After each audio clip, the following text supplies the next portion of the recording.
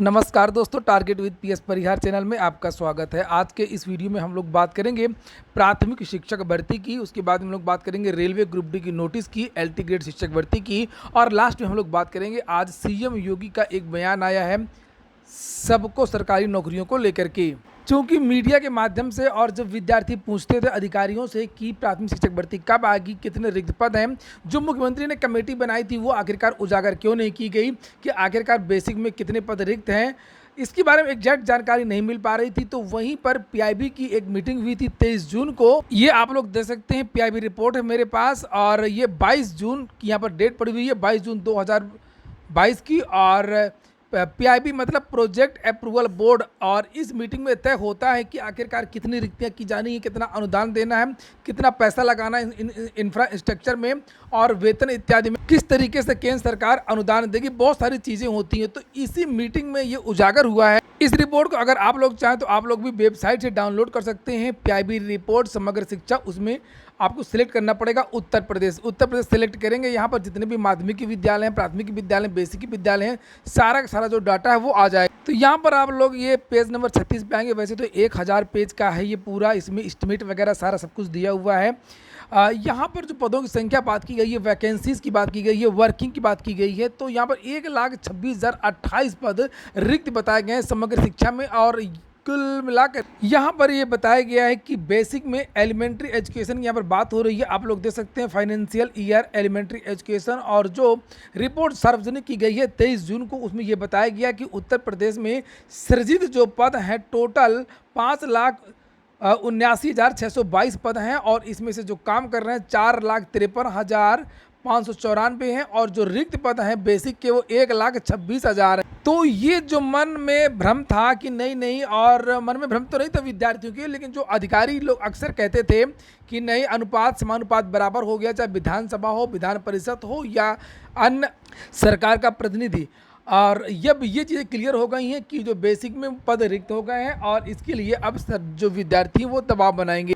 चूँकि ये पुराना आंकड़ा भी नहीं है, बिल्कुल नया आंकड़ा है। आप लोग देख सकते हैं यहाँ पर डेट पड़ी हुई है 22 जून की, और पिछले महीने इसी महीने की डेट है। सभी शिक्षक भर्तियां हैं वो लगभग पूरी हो चुकी थी। अगली सूचना है रेलवे ग्रुप डी परीक्षा की तारीख घोषित की गई हो गई है।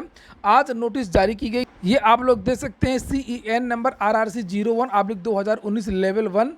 और ये जो परीक्षा है इसके बारे में जानकारी दी गई है कि 17 अगस्त से ये परीक्षाएं मल्टीपल फेजेस में होंगी, कई चरणों में ये परीक्षा होंगी, कई चरण नहीं कहा जाएगा उसको, कई शिफ्टों में होगी परीक्षा होगी। और अदर वेरिफिकेशन होगा, विद्यार्थी किसी तरीके का कुछ भी मैल प्रैक्टिस ना करें, और बहुत सारी जो चीज़ें हैं यहाँ पर बताई गई हैं वो एक अलग बात है। और पूरा जो शेड्यूल है वो बाद में इसके बारे में अलग से जानकारी दे दी जाएगी। इतना तय हो गया है कि जो रेलवे ग्रुप डी की जो परीक्षा है वो 17 तारीख से शुरू हो रही है, 17 अगस्त से।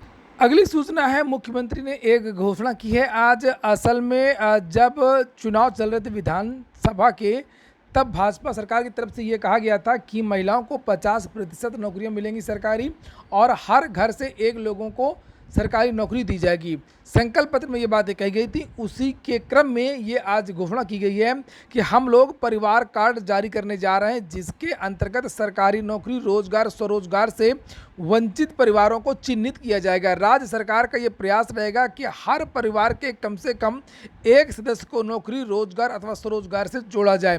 पहले केवल सरकारी नौकरी की बात घोषणा पत्र में कही गई थी, और अब रोजगार और स्वरोजगार भी इसमें जोड़ दिया गया है।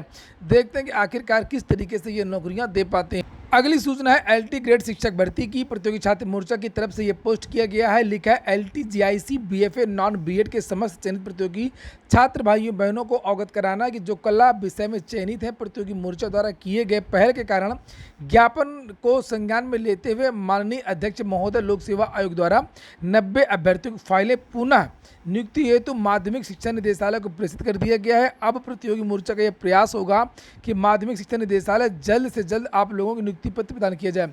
मामला ये था कि विज्ञापन में यह कहा गया था कि BFA यानी कला के साथ में बीएड होना चाहिए, जो LT ग्रेड की वैकेंसी 2018 में आई थी। कुछ विद्यार्थी ऐसे भी थे जो बीएड नहीं थे और BFA वाले थे, और उन्होंने आवेदन कर दिया था। कला से स्नातक थे ये विद्यार्थी। बाद में जो रिजल्ट आ गया तो उसके बाद में इनकी फाइलें रोक दी गई, क्योंकि इनके पास बीएड की डिग्री नहीं थी। और पहले जो शिक्षा विभाग में बहुत सारी भर्तियाँ आती थी उसमें बीएड नहीं मांगा जाता था। इसी क्रम में विद्यार्थियों ने आवेदन कर दिया था। तो ये मांग की गई कि इन विद्यार्थियों को मौका दे दिया जाए, भले ये बीएड नहीं है। प्रतियोगी मोर्चा ने मांग की, बहुत सारे छात्रों ने मांग की और अंत में ये बात मान ली गई है और इन विद्यार्थियों को नियुक्ति प्रदान की जा रही है बीएफए नॉन बीएड के छात्रों को। और अब प्रतियोगी छात्र मोर्चा और विद्यार्थियों की कोशिश है कि जल्दी जल्दी एलटी ग्रेड शिक्षक भर्ती में जो समकक्ष का विवाद है वो समाप्त हो जाए। इसी क्रम में प्रतियोगी छात्र मोर्चा जो है वो शिक्षा निदेशालय जाने वाले हैं। छात्र निदेशालय से मांग करेंगे कि जो समकक्ष का विवाद हो वो जल्द से जल्द समाप्त हो और उसी क्रम में भर्तियों का जो नोटिफिकेशन है वो जारी हो जाए।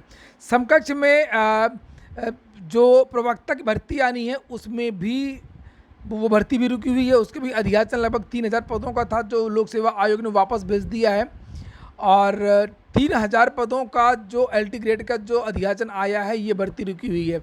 आज के समाचार पत्रों के माध्यम से जानकारी भी दी गई थी कि अध्यापकों की भारी कमी है। तो जब अंजना गोयल जी से वार्ता होगी तभी जानकारी निकल करके आएगी कि आखिरकार जो ये विवाद है वो कब समाप्त होगा और कब भर्ती का जो विज्ञापन है वो जारी हो सकता है। पूरा वीडियो सुनने के लिए बहुत बहुत धन्यवाद।